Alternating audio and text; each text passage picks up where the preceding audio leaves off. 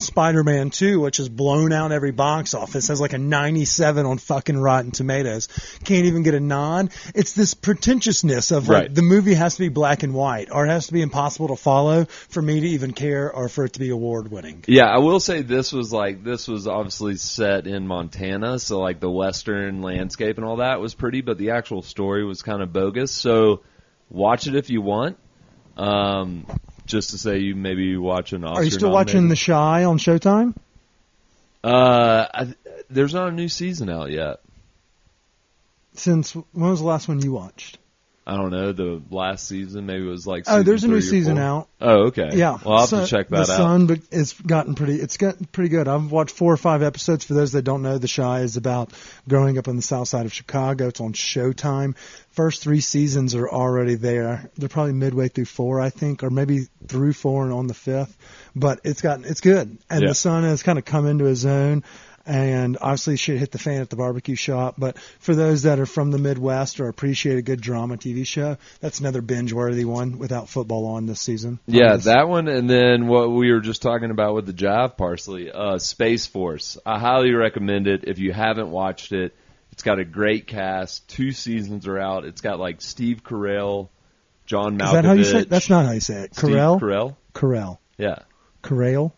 I don't know. I'm going to make fun of you. We can hear everything here in the studio. Everybody knows who he is. John Malkovich, and along with many other like comedians and stuff. It did play better when we had the orange fuckface in office, because so much of it was like eerily close to what was going on and how inept that presidency was. But turns out this presidency is equally as inept. So I can't wait to tune into season 2. Yeah, it's all about it's Space Force, so it's like an army branch into space. It's fucking great, and it's hilarious. Good laughs. Okay, I like it. So we've given folks stuff to read or to watch. Now I want to have you done a listen? So let's say that you finished this podcast, you love the guest interview with DenverFoodScene, and you're like, man, I need more good podcasts, A+ podcasts. Have you listened to Serial's The Trojan Horse yet? I'm currently I just finished episode 2 on the way over here. It's a doozy. Okay, so I'm at like 6, and so I'm not all the way through, and if we wanted to start a book club, we could. Of listeners and people that want to join the community, we can do it on our Discord channel if we would like. But it would be a great opportunity for us to get everyone together, like-minded individuals of intelligence and who love to throw shade at the Brits. During your tenure in Britain, Chris, tell us a little bit about navigating the educational policies. I'm not privy to that information. I just know this story takes place in Birmingham. Do you know anything about the Birmingham, England, as opposed to Birmingham, Alabama? 2 totally different areas. Get the fuck out. One has better food than the other? Yeah, Birmingham, Alabama, for sure. Birmingham's a little bit away from London. It's like kind of like a big metro area. Nothing too exciting. I mean, brutally racist, similar to that of the Alabama. Yeah, very, very Brit-centered. Eerily similar in some of the policies and CRT and things of that nature. But yeah, for those that are curious, it's about the Trojan Horse letter, which was a letter that was concocted by somebody who may have had their feet close to the fire and were about to lose their job or their livelihoods, and kind of created this false narrative or this false system of Islamophobia running through the public school system in Birmingham, England. And obviously this is a much better season than the Bo Bergdahl serial season, which was season 2. That guy fucking sucked. But season 1 was a knockout, and then I'm glad to see that season 3 has kind of come back around to having a quality storyline. Yeah, season 1 was like kind of... That was Osman. Yeah. Anon? Yeah, Anon. Amon Arbery? No. Sorry. That's the trial that's going on right now.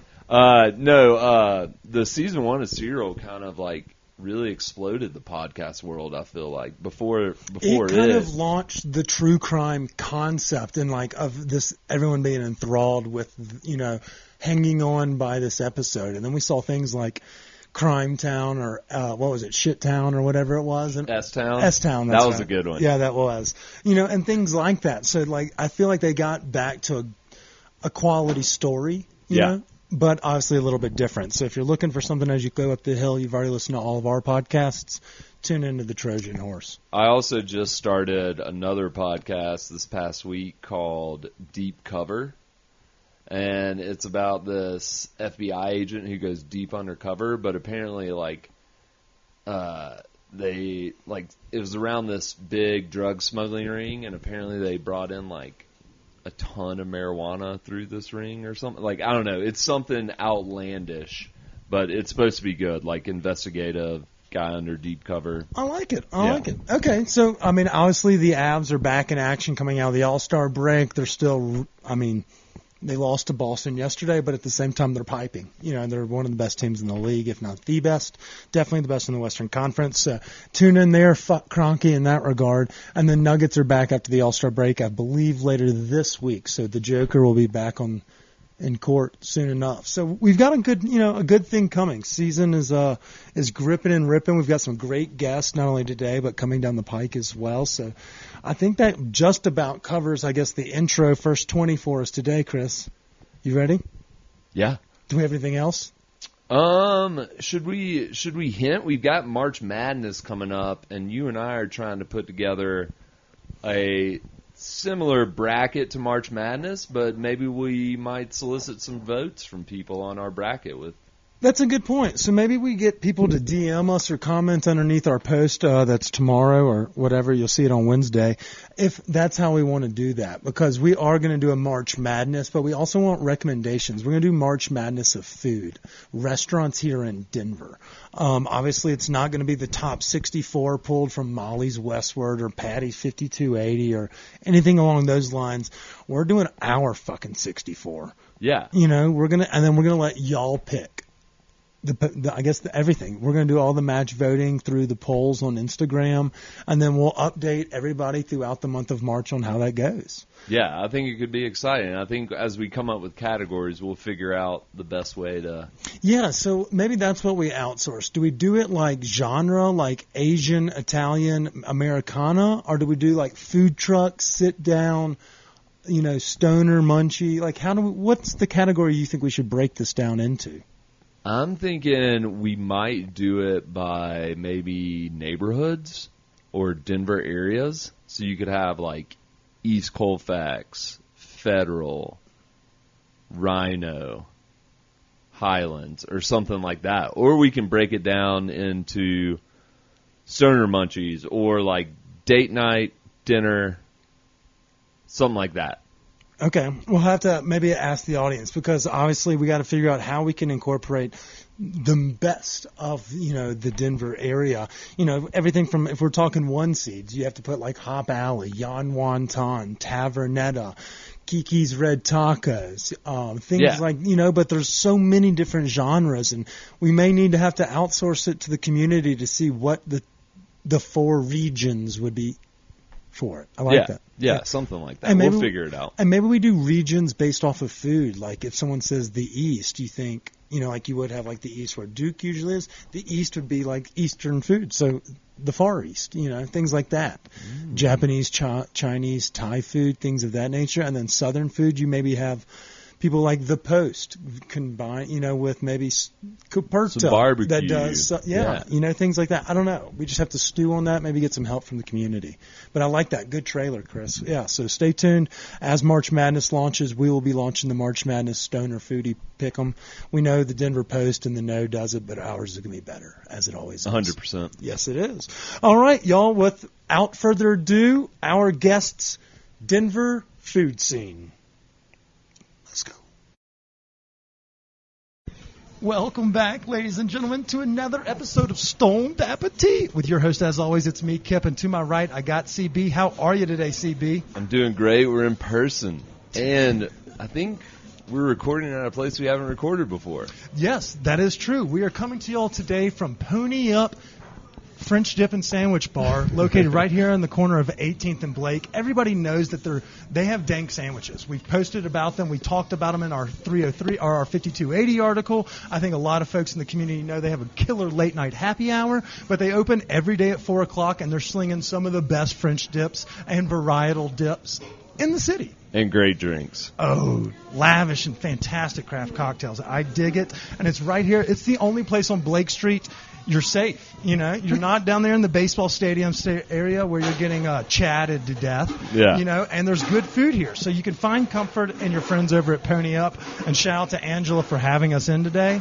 Chris, I am fired up about today's guests. I can tell. Yeah, I'm really excited. So I'm going to try not to fanboy, but for those that have followed us on Instagram, y'all know who our guests are today. We have the team behind the most popular food account in Colorado.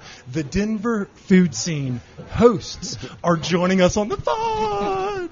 But before we get to introduce Yesenia and Daniel, I want to give a quick shout out to our sponsors. We wouldn't be here today if it wasn't for hella great cannabis. You know, we stay hungry, and that's because of our friends over at Seed Smith.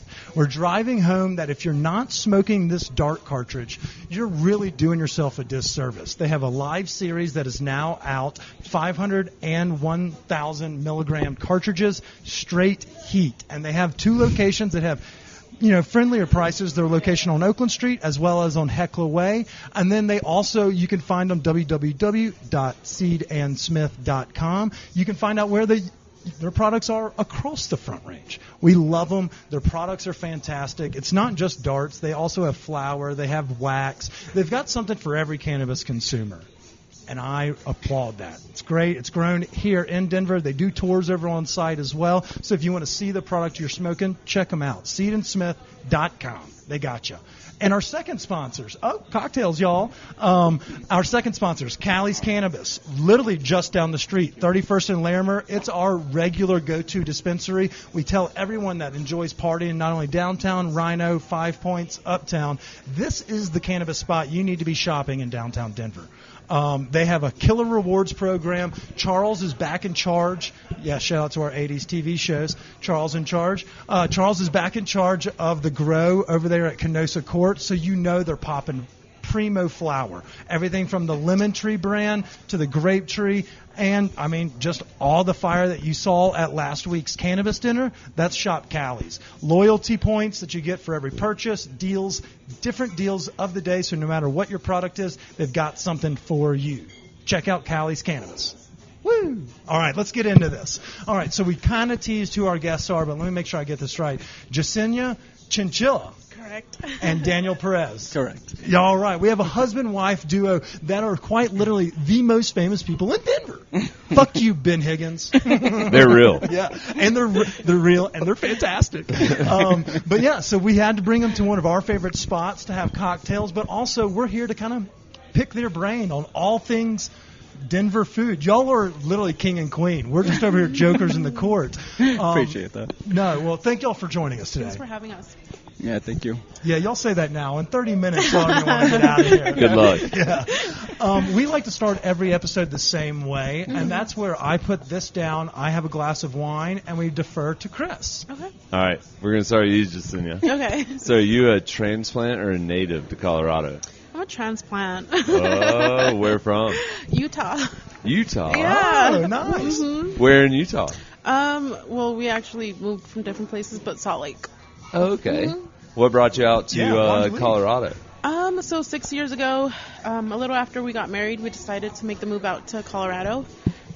Just explore a new city and yeah. Be able to drink two drinks at one time. And be able to drink on Sunday. You know? I can respect that, though. Just like we come from the South and the same thing. It's just like, let's do something different, you know? Yeah. And it's easy to fall in love with out here. But hold on. So I'm guessing, Daniel, you're a transplant as well? Yes, I am. All right. You're from Utah as well. I'm actually originally from Jersey. New Jersey. Yeah. How'd you find yourself in Utah? Well, I assume that, did y'all meet in Jersey? Okay. No. Yeah. Well, we met online actually. MySpace. MySpace. Yeah. Get the fuck out! Yeah. Were you in his top 8? I was top 4, actually. Oh shit! That's how you knew it was real, Right? When I became the one. That is, oh man! Shout out to fucking Tom from MySpace. I know, right? Isn't that his name? Jack? No, it was Tom. MySpace was much simpler time. Yeah, back when like everybody could get along on social. Right. Hell yeah! Oh my goodness. Yep. Yeah. Crazy Okay. stuff. But Why'd you leave the East Coast? For her? Yeah, so it was either me go over there or her come to Jersey, but it was like, I'll do the sacrifice and go to Utah. That was a sacrifice. That was a sacrifice. Yeah, and you're like, we got to get the fuck